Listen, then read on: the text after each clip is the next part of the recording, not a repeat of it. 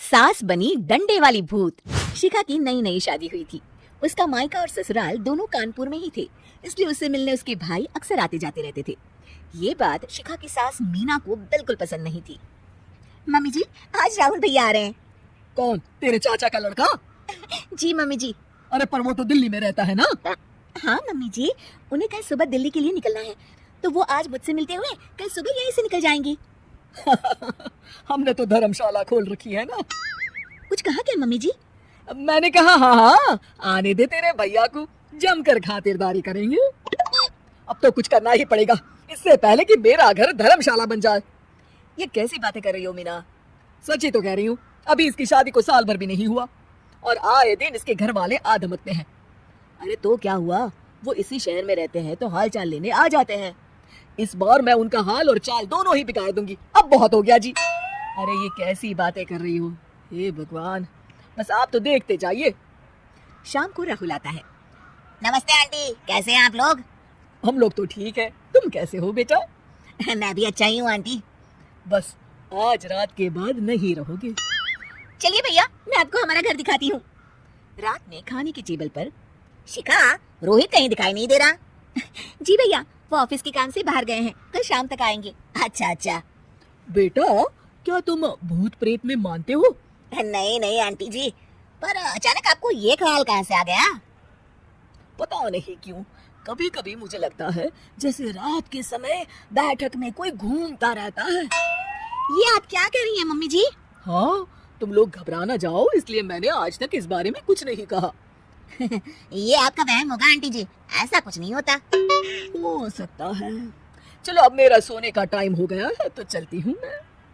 शिखा बेटा, राहुल के सोने की व्यवस्था वहीं दीवान पर कर देना। जी पापा जी। अब चलिए भी। अच्छा, तो बैठक में सोने वाले हैं साहबजादे। क्या बड़बड़ा रही हो? कुछ नहीं, आप सो जाइए।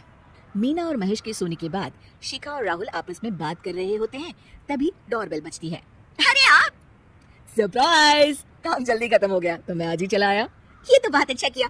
देखिए राहुल भैया भी आए हुए हैं, आप दोनों का मिलना भी हो जाएगा। कैसे हो रोहित? मैं तो ठीक हूँ भैया। शिखा, मैं भी आज यहीं सो जाता हूँ, राहुल भैया से बातचीत भी हो जाएगी। अच्छा अच्छा ठीक है। मीना आधी रात को उठती है, कंबल मुंह से पैर तक ओढ़ के डंडा लेके बैठक में आती है और देखती है दीवान पर चादर ओढ़े कोई लेटा हुआ है। देखो तो कैसे मजे से सो रहा है बहन के ससुराल में।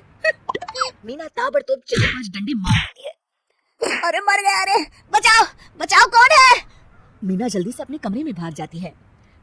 हे भगवान, ये मैंने क्या किया? ये रोहित कहाँ से आ गया? लगता है ये नालायक राहुल मेहमानों वाले कमरे में सो गया होगा। आज तो इसकी खैर नहीं। उधर बैठक में, अरे क्या हुआ रोहित? मैं बाथरूम में था, तुम्हारे चिल्लाने की आवाज सुनी। पता है भैया, मैं सो रहा था, अचानक से कोई आकर मुझे डंडे मारने लगा। ये क्या कह रहे हो? लगता है तुम भी आंटी की तरह भूत प्रेत में मानते हो। नहीं नहीं भैया, सच में कोई आया था। मैं तो जा रहा हूँ मेहमानों वाले कमरे में सोने के लिए। इस समय अपने रूम में जाऊंगा तो शिखा की नींद खराब हो जाएगी। ठीक है भाई, जाओ तुम, जहाँ तुम्हारा भूत डंडा लेके ना आ सके। थोड़ी देर बाद मीना कंबल ओढ़ के डंडा लेकर मेहमानों वाले कमरे में पहुंच जाती है। वो बिस्तर पर सोए रोहित को फिर डंडों से मारने लगती है। अरे मर गया, अरे मर गया। तू भूत प्रेत में नहीं मानता ना, ये ले अब डंडे खा। है, ये तो माँ की आवाज है। रोहित कंबल खींच देता है। बेटा तू! अरे ये क्या कर रही हो माँ? मार मार के मेरा भरता बना दिया आपने। माफ कर दे मेरे लाल, मैंने तो तुझे ही मार मार के लाल कर दिया। मैं तो उस राहुल के बच्चे को सबक सिखाना चाहती थी। राहुल भैया को? हाँ बेटा, मुझे लगा अगर उसे डंडे मारूंगी तो शिखा के मायके वाले यहाँ आना छोड़ देंगे। हे भगवान, माँ ये घर शिखा का भी है, उसके घर वाले जब चाहे आ सकते हैं। हाँ बेटा, आज मुझे भगवान का इशारा समझ में आ गया। मैं कितना गलत करने चली थी और अपने ही बेटे को चोट पहुंचा दी। अब चुपचाप जाके सो जाओ माँ, और किसी को कुछ बताने की जरूरत भी नहीं है।